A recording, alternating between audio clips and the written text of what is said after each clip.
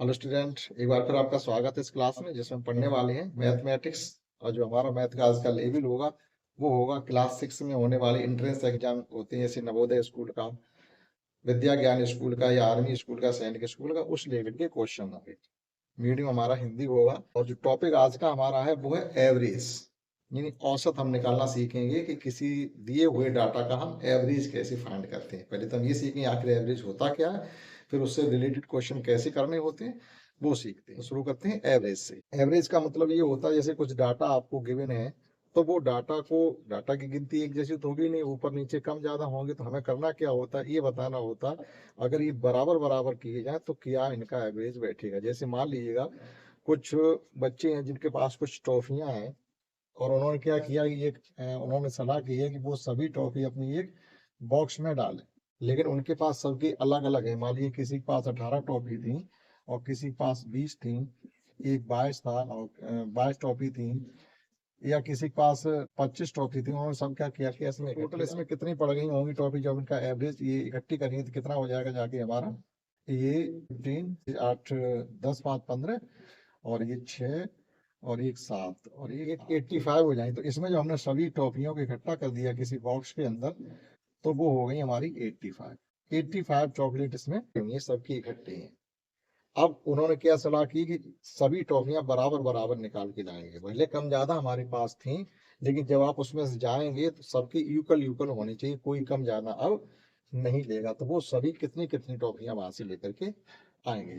ये हमारा विषम नंबर मारा तो पॉइंट में जाएगा तो हम एक नंबर कहीं बढ़ा देते हैं। मान लीजिए इसको 19 कर दीजिएगा फिलहाल के लिए, तो ये हो जाएगा हमारा 86 हो गया। ये पॉइंट में आ जाएगा, उससे भी कोई दिक्कत नहीं है।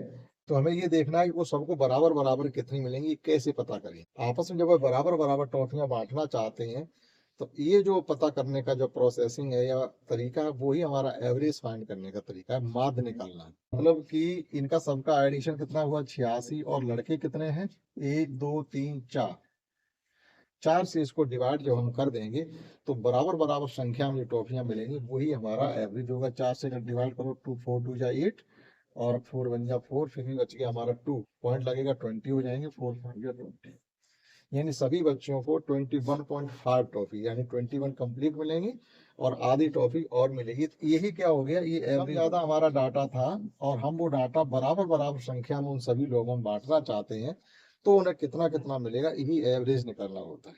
जैसे और समझिएगा एक एग्जाम्पल, जैसे मान लीजिएगा कि आपने कोई यूनिट टेस्ट दिए, यूनिट टेस्ट में आपके कुछ नंबर आते हैं, आपने 4 यूनिट टेस्ट दिए और सभी यूनिट टेस्ट में आपके 3 यूनिट टेस्ट के आपको नंबर मालूम हो गए, चौथे वाली यूनिट टेस्ट मान लीजिए नहीं हुआ है, आपके 4 यूनिट टेस्ट हुए हैं, होने हैं 3 हमें आपने नंबर आपने पता कर लिए कितने कितने आए। मान लीजिए इसमें हमारे नंबर 65 आए हैं और इसमें 70 आए हैं, ठीक है, और इसमें हमारे नंबर 50 ही आए हैं।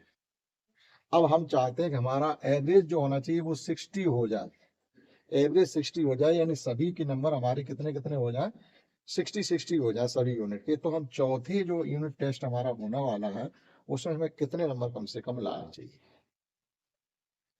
तो जो हम 60 चाहते हैं इन सबका वो एवरेज चाहते हैं कि एवरेज हमारा 60 का आ जाए, यानी सब परीक्षाओं भले कम ज्यादा नंबर आ रहे हो तो चौथी वाली टेस्ट यूनिट टेस्ट में कितने नंबर लेके आए कि हमारा जो एवरेज है वो 60 हो जाए।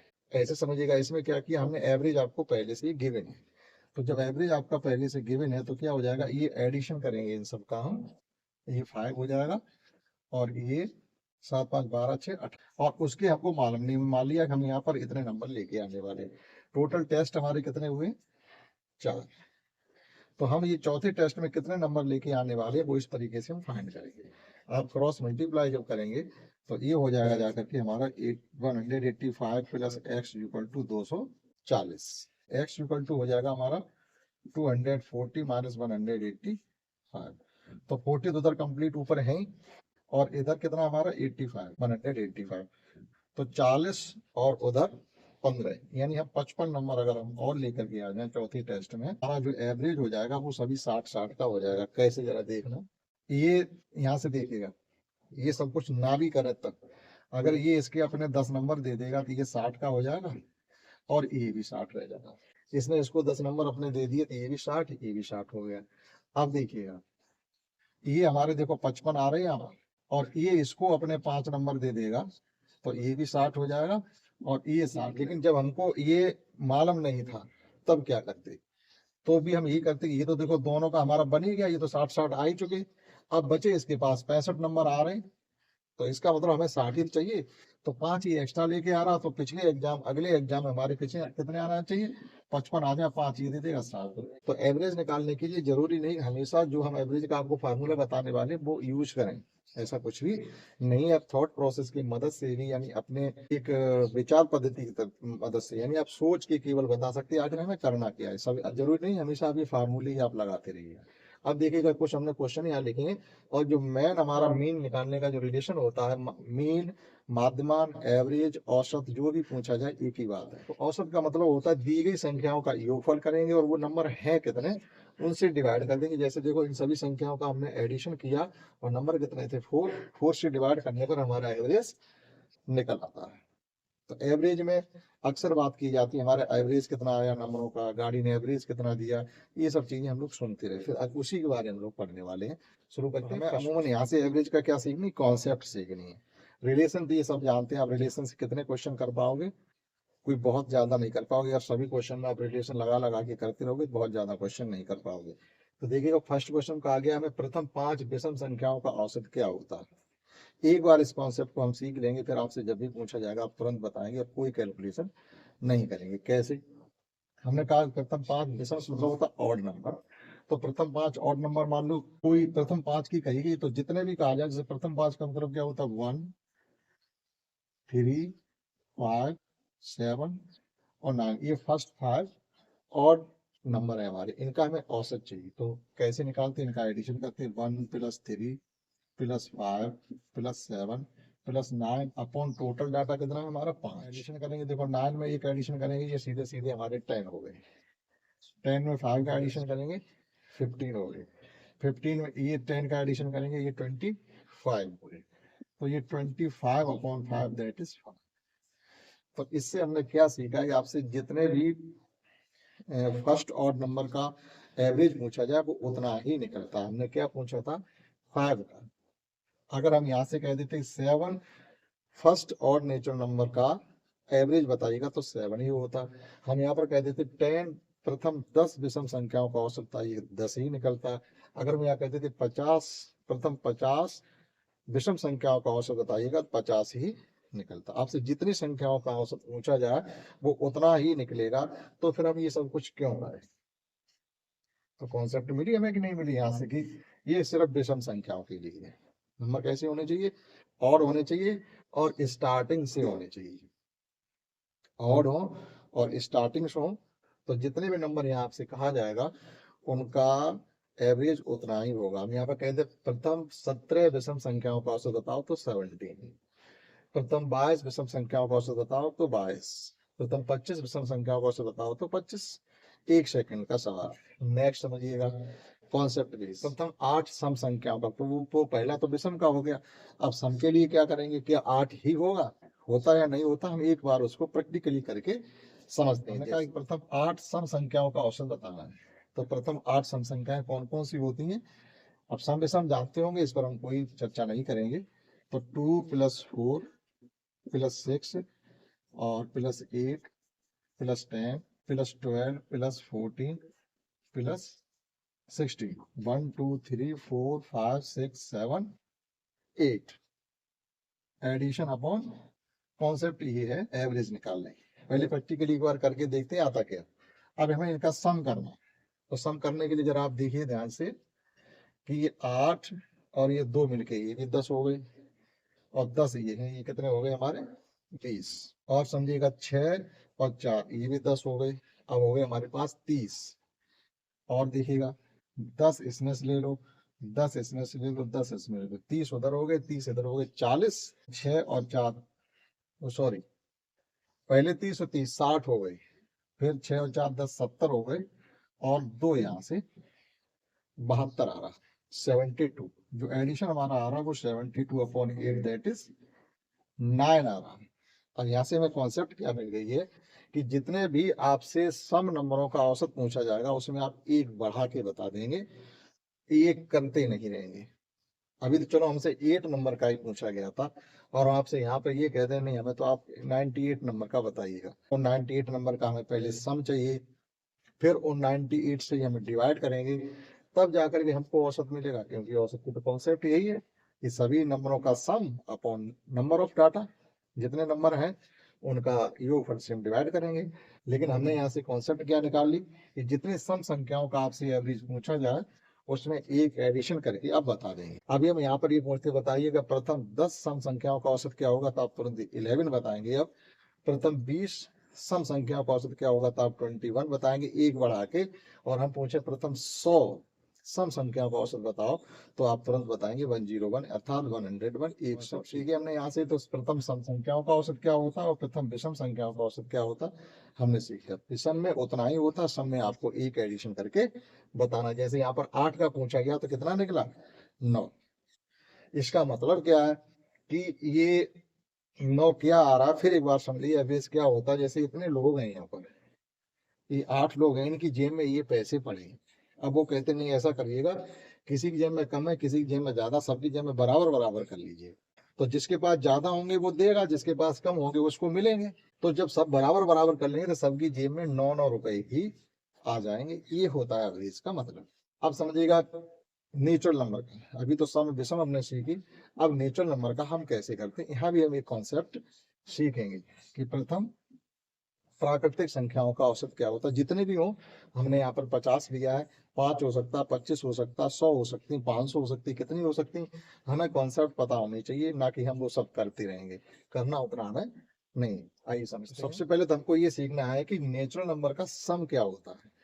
नेचुरल नंबर का सम क्या होता है, नेचुरल नंबर होते क्या, प्राकृतिक संख्याओं की कॉन्सेप्ट अगर आपको नहीं मालूम है तो पहले ये सीख लीजिएगा कि प्राकृतिक संख्याएं कौन सी होती हैं। प्राकृतिक मतलब होता है प्रकृति, गॉड गिफ्टेड, यानी जो हमें गिफ्ट में मिली हैं, हमने उनको ढूंढा नहीं है, खकोरा नहीं है, खोज नहीं की, किसी प्रकार का हमने आविष्कार नहीं किया है, तो वही नेचुरल नंबर है। जैसे नेचुरल चीजें क्या होती है, जैसे हवा है, पानी है, मिट्टी है, पृथ्वी है, सूरज है, चांद है, सितारे हैं, ये सब क्या है, ये सब नेचुरल है। नदियां हैं, समुद्र, ये सब नेचुरल है। इसी प्रकार से हमारी नेचुरल नंबर होते हैं। या हम किसी से ये कहेंगे आप गिनती सुनाइएगा, तो हमेशा वो व्यक्ति गिनती सुनाने जब भी आप कहोगे कहाँ से शुरू करेगा, 1 से स्टार्ट करेगा, 1 2 3 4 5 6 7 ये तो कहेगा। तो उसके मुंह से प्राकृतिक रूप से यानी नेचुरली वो नंबर ही तो निकलते हैं। तो वही प्राकृतिक संख्याएं होंगी, उनके लिए कोई बहुत बड़ी बात नहीं। तो जो प्राकृतिक संख्याएं होती हैं वो हमेशा 1 से स्टार्ट होती हैं, और सबसे छोटी प्राकृतिक संख्या भी 1 ही होती है। सबसे बड़ी प्राकृतिक संख्या का कोई पता नहीं है, और पता करके हमें करना भी कुछ नहीं। ठीक, समझिएगा। तो प्राकृतिक संख्याओं का पहले सम निकालते हैं। सम के लिए थोड़ा आपको लगना पड़ेगा। मान लीजिए हम ये कहें कि प्रथम 20 प्राकृतिक संख्याओं का आप सम बताइएगा, यानी 1 + 2 + 3 + डॉट डॉट डॉट 20। तो जब तक हम सम नहीं निकाल पाएंगे तब तक एवरेज नहीं फाइंड कर पाएंगे। तो सम के लिए कॉन्सेप्ट होती है वो ये होती है, ये एक तरीके से क्या होती है, समांतर श्रेणी बन जाती है। तो समांतर श्रेणी आप आगे क्लास में जाकर पढ़ेंगे, तो उस पर चर्चा भी करने की जरूरत नहीं है, क्यों आपके कोर्स में नहीं है। हम केवल अभी यहाँ पर इतना सीख लें कि ये लास्ट नंबर को एन से डिनोट करें। तो एन इक्वल टू कितना, 20, यानी नंबर कितने, 20। जितने नंबरों की संख्या होती है वही एन होता है। और n+1 सीख लें। n+1 से मतलब होता है जब n 20 है तो उसमें एक जोड़ देंगे तो कितना हो जाएगा, 21। दोनों चीज हमने सीख ली, n क्या होता है और n+1 क्या होता है।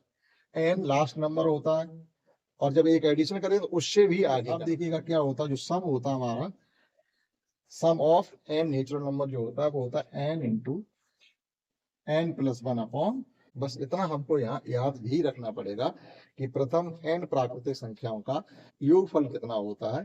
तो n उसमें वो गिनती और उससे आगे वाली गिनती। अगर आप ये याद नहीं रख पाते हो तो मत रखो। हम तो ये कहते हैं कि ये गिनती और इससे आगे गिनती का गुणा कर दो, 2 से भाग कर दो बस। तो देखिएगा ये गिनती कितनी हमारी 20 है, और इससे आगे वाली गिनती 21 है, और 2 से आपको भाग करना। एक नंबर हमेशा 2 से कटेगा जो इवन होगा। 2 से 20 डिविजिबल है, तो ये हो गया 210। 21 के साथ जब 10 का मल्टीप्लाई करेंगे तो 210 आ जाएगा। ये हो गया प्रथम n प्राकृतिक संख्याओं का सम निकालने का कॉन्सेप्ट। ठीक, अब आप ये याद कर पाओ ना कर पाओ वो कोई बड़ी बात नहीं, याद भी कर सकते हो। नहीं तो क्या याद रखो कि जितनी, जैसे हम ये क्या, आप 100 संख्याओं का योगफल निकालिए, प्रथम 100 1 से लेकर के, लेकिन इसमें क्या है 1 से लेकर के, ठीक, प्रथम लिखा लो। और बीच में से अगर आप निकालना चाहो तो हम वो भी किसी दिन आपको कॉन्सेप्ट बता देंगे, आप जहां से चाहो वहां से सब फाइंड कर सकते हो। हम अभी प्रथम की बात कर रहे हैं। मान लीजिएगा हम आपसे चाहते हैं कि 1 + 2 + 3 डॉट डॉट डॉट आप 100 बताइएगा। तो हमने आपसे क्या कहा, जो नंबर है हम वो लेंगे और उससे एक आगे वाला नंबर लेंगे और 2 से डिवाइड कर देंगे बस। एक नंबर 2 से डिविजिबल होगा हमेशा 50, इसमें मल्टीप्लाई कर दीजिएगा। 50 और 101 का जब मल्टीप्लाई करेंगे तो ये हो जाएगा 1 0 ये आ जाएगा 50 50 50 50 50 हमारा एक से लेके 100 तक की संख्याओं का सम निकल आया। अब ये सम हो गया तो हम क्या करेंगे, हमें चाहिए इनका एवरेज। तो सम निकालने की हमने कॉन्सेप्ट सीख ली। अब देखिएगा एवरेज क्या है। एवरेज में हम चाहते हैं कि आपको ये पता होना चाहिए तो ज्यादा बेटर है। कैसे, देखो सम के लिए ये रिलेशन, सम के लिए हमारा रिलेशन है n इंटू एन प्लस 1/2 और एवरेज के लिए क्या कहते हैं, जितने नंबर होते हैं उसी नंबर से हमें डिवाइड भी करना होता है। एवरेज ये तो कहता है कि राशियों की संख्या कुल कितनी है। तो राशि हमारी 20 है मान लीजिएगा, एन ही है, अभी तो एन ही मान के चलते। तो हमें कॉन्सेप्ट निकाल तो उसी से हम डिवाइड भी करेंगे। तो जब हम इसको डिवाइड करेंगे तो यहाँ आ जाएगा, ये वाला एन इससे कैंसिल हो जाएगा। तो हमारे पास बचा क्या, n + 1/2। कॉन्सेप्ट हमारी ये निकल गया। जितनी संख्याओं का सम पूछा जाए उसमें एक एडिशन करके 2 से डिवाइड कर दो, प्रथम n प्राकृतिक संख्याओं का एवरेज निकल आएगा। जैसे हमसे 50 का यहाँ पर पूछा गया, तो जब इनका एवरेज हम फाइंड करेंगे तो हम क्या करेंगे, 50 + 1/2। 50 + 1 हम जानते हैं 51, और 51 का जब हाफ करेंगे आप कितना हो जाएगा, 25.5। ये कॉन्सेप्ट है। हमें ये नहीं है कि हमसे पूछ लिया प्रथम 50 प्राकृतिक संख्याओं को तुम बताओ, तो उनका हम सम निकालने में जुट गए, निकालते रहे कि ये कैसे करेंगे, या आप इस तरीके से ये एडिशन करने में लग गए। नहीं, अगर आपको ये कॉन्सेप्ट नहीं आते तो किसी भी प्रकार के कंपटीशन में फाइट करना आप भूल जाइएगा। कॉन्सेप्ट हमें सीखने ही पड़ेगी, समझिएगा। जैसे हमसे कहा जा रहा है यहाँ पर 40 प्रथम प्राकृतिक संख्याओं का औसत बताइएगा, तो हमारे लिए कॉन्सेप्ट निकल गया, ये जितना पूछा जाए उसमें एक एडिशन करके 2 से डिवाइड कर देंगे। तो ये हो जाएगा हमारा 41। 41 के आधे हो जाएंगे 20.5। प्रथम 97 प्राकृतिक संख्याओं का सम वो औसत बताइएगा। तो 97 हम एक एडिशन करके 2 से डिवाइड कर देंगे, तो ये कितना हो जाएगा हमारा 98, और 98/2 से मतलब होता है 49। 49 हमारा औसत निकला। तो जितने नंबर का, जितने प्रथम प्राकृतिक संख्याओं का आपसे एवरेज पूछा जाए उस नंबर में एक एडिशन करके 2 से डिवाइड करेंगे। ये कॉन्सेप्ट है हमारी प्रथम n प्राकृतिक संख्याओं का औसत निकाल लेंगे। तो 3 क्वेश्चन हमने फर्स्ट सेकंड थर्ड बताए हैं, ये आपके तीनों कॉन्सेप्ट के आधार पर थे। आगे फोर्थ क्वेश्चन है, वो भी कॉन्सेप्ट बेस्ड ही है। इस टाइप का क्वेश्चन है, एक ही लिखा है। जब इसकी एक्सरसाइज आप पढ़ेंगे उसमें बहुत से क्वेश्चन होंगे, लेकिन आपको हम एक सिखाएंगे जिससे आप सभी क्वेश्चन सीख जाएंगे। लेकिन यहाँ पर देखिए क्या कहा गया, घटाने वाली बात की। आप कहते जब एडिशन करने वाली बात कही जाती तो क्या करते, फिर आप कहोगे मल्टीप्लिकेशन करने की बात कही जाती तो क्या करते, फिर आप कहते कि डिवीजन करने की बात कही जाती तो क्या करते। तो हम एक से ही सब चीजों को सीख लेंगे। जैसे 20 सामान है जिनका औसत कितना दिया गया, 18। लेकिन वो ये कह रहे हैं 18 20 सामान को, सामानों का औसत ऐसे मान के चलिएगा 20 लोग हैं, सामानों को आप छोड़िएगा। 20 स्टूडेंट है जिनकी सबकी जेब में कुछ पैसे हैं, सबकी जेब में कुछ पैसे हैं, लेकिन जब उनका एवरेज निकाला, यानी सबकी जेब बराबर बराबर अगर करना चाहो सबको 18 रुपए मिल जाएंगे। ये है। फिर क्या किया उन्होंने, प्रत्येक व्यक्ति ने, देखो प्रत्येक स्टूडेंट ने 3-3 रुपए अपने खर्च कर, घटाने से मतलब क्या होता है, खर्च करना है। 3-3 आपने खर्च कर दिए, तो अब नया औसत क्या बनेगा, क्या करें। अब इसी अगर आप 20 की मेथड से करोगे तो करते रहिए। हमें सीखनी इसकी कॉन्सेप्ट क्या, कि अगर आपने 3-3 रुपए सबने खर्च कर दिए तो सबकी जेब में अब कितने कितने रह जाएंगे, 15-15 रह जाएंगे, तो औसत भी 15 ही हो जाएगा। सीधी सी बात इतनी है।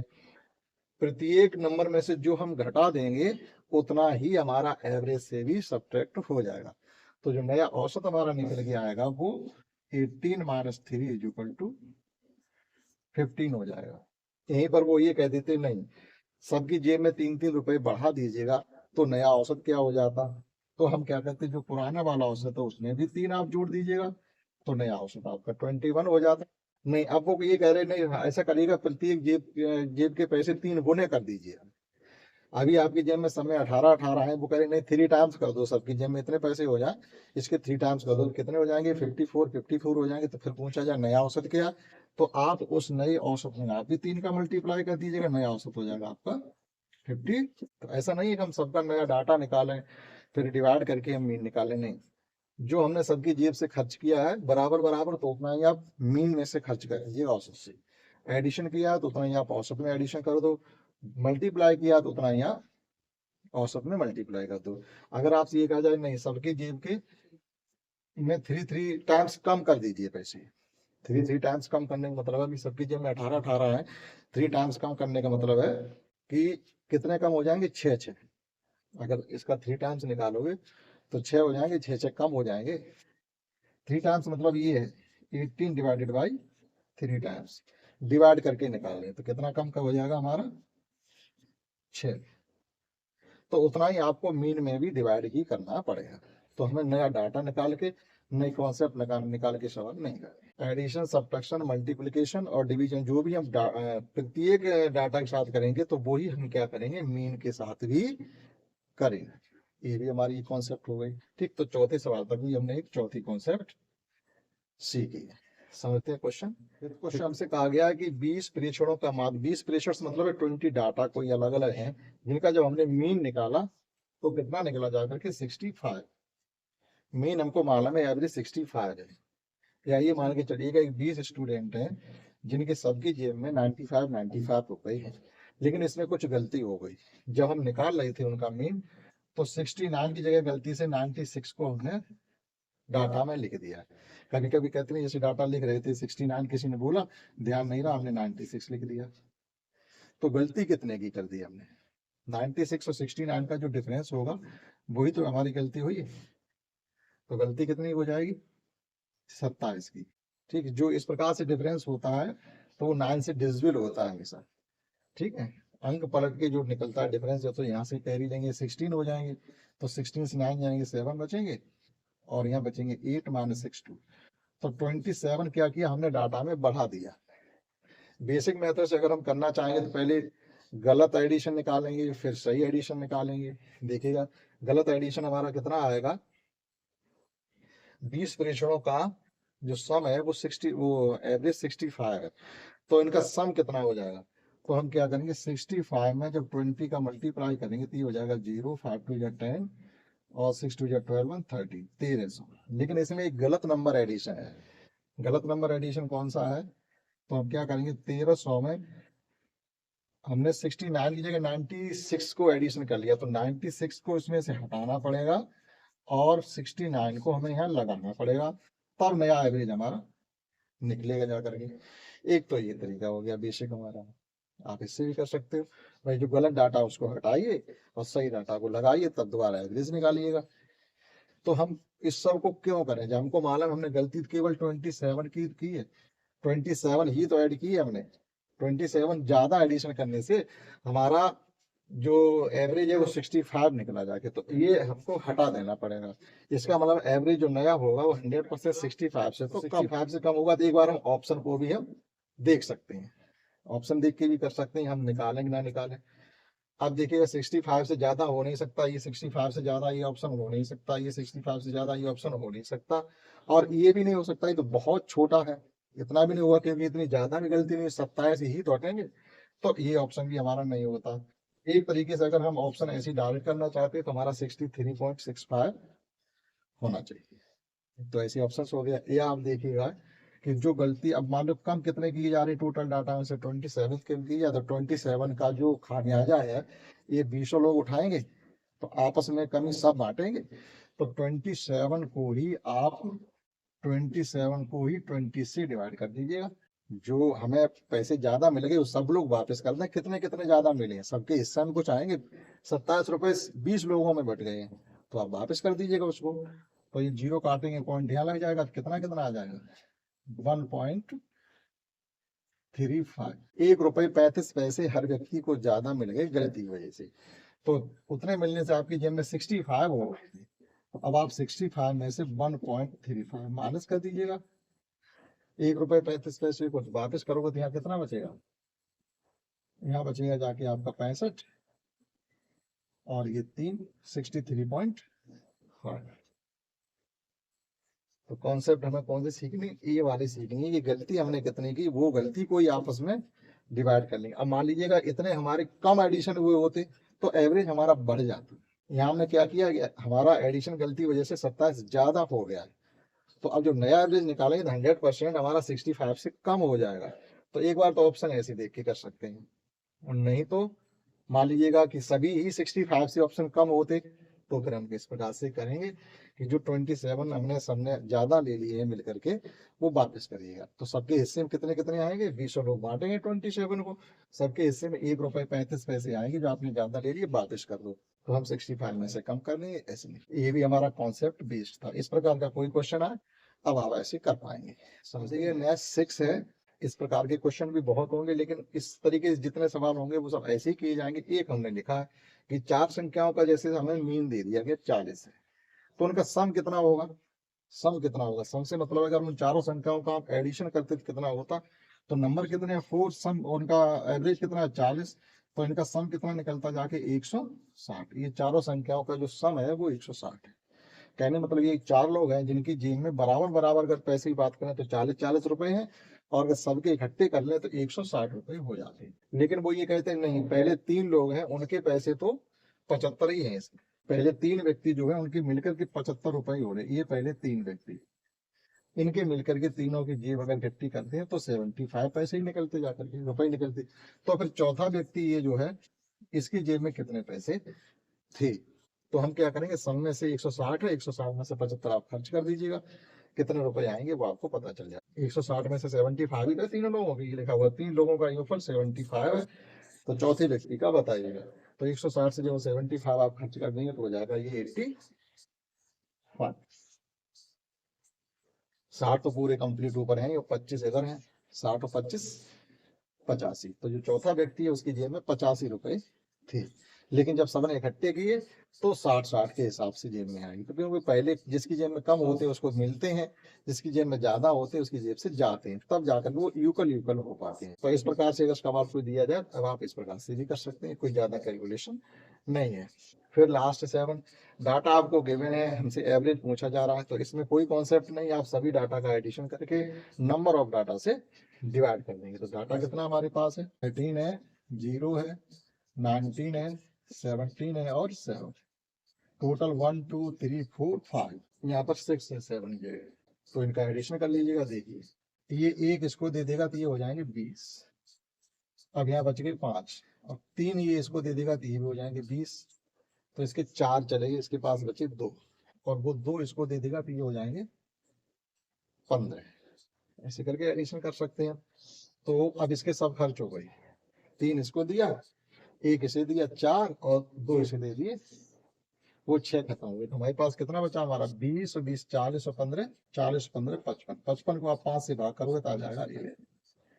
अर्थात ये कुछ लोग हैं जिनकी जेब में कुछ ये पैसे हैं, किसी एक की जेब में 13 रुपए है, एक की जेब बिल्कुल खाली है, एक में 19 है, 17 है, 6 है। वो कहते नहीं ऐसा करिएगा, सब लोग बराबर बराबर पैसे कर लीजिएगा, तो ऐसा नहीं लगेगा कि तुम्हारी जेब में पैसे है हमारी जेब में है नहीं, तो हमें थोड़ी हीन भावना महसूस नहीं होगी। तो नहीं, चलो ऐसा करते सब लोग बराबर बराबर कर लेंगे, तो ये नहीं लगेगा किसके पास ज्यादा किसके पास कम है। तो जब बराबर बराबर कर लेंगे सबकी जेब में 11 रुपए हो जाएंगे, क्योंकि जिनके पास ज्यादा है वो देंगे पैसे, तो इसके पास भी तो आ जाएंगे, खाली था इसे भी मिलेंगे, इसे भी, इसकी जेब से भी जाएंगे, इनकी तीनों की जेब से जाकर के तब सबकी जेब में बराबर बराबर हो पाएंगे। ठीक, तो इस प्रकार से आपने इन सवालों को सीखा है। तो ये हमारी हमने जो आपको सिखाने की कोशिश की वो थी कॉन्सेप्ट। आशा करते हैं आपने समझ पाई होगी। इस क्लास में इतना ही, दैट्स ऑल।